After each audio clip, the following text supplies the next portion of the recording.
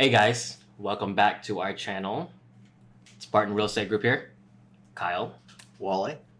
welcome back again.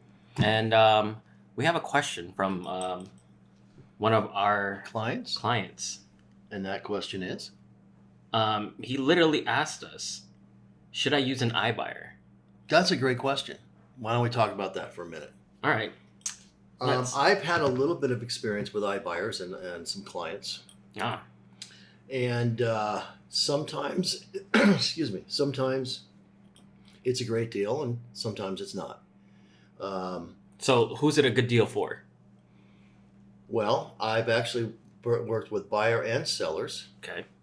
And it can be a good deal for either one. It can be. But you have to be in my opinion, you got to be very careful with an iBuyer. Okay. Okay. There's one specific thing you need to be aware of before you sign the bottom line. Oh, okay. But So- let's talk about a couple other things first. Okay. That's it. So there's several iBuyers out there. You hear their commercials all the time. I do, actually, yeah.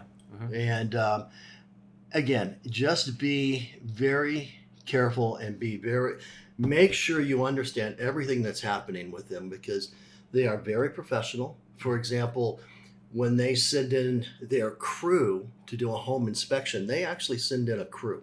Okay? A crew, not just one person. They send in a guy that does the AC. They send in someone that can look at the inside of the house and see what's going on. They send in a plumber. If there's a pool, they send in pool people specifically. Wow, the whole team.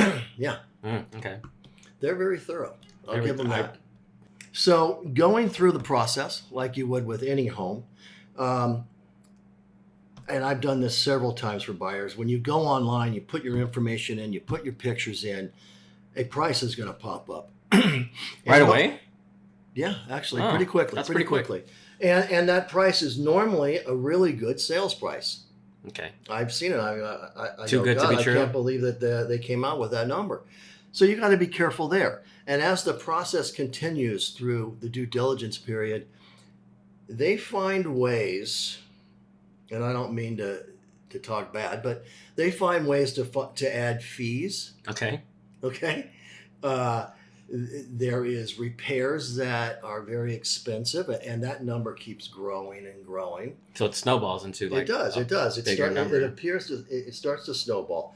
So there's costs for repairs. There's fees for a variety of things. To be honest with you, There's so many that you can't list them all, huh?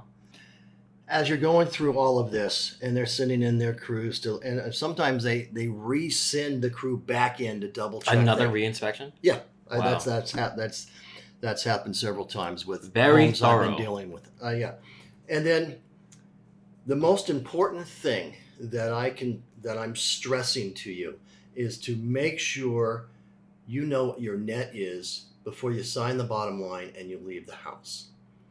If you know what your net is and you're happy with that, then it's a great deal.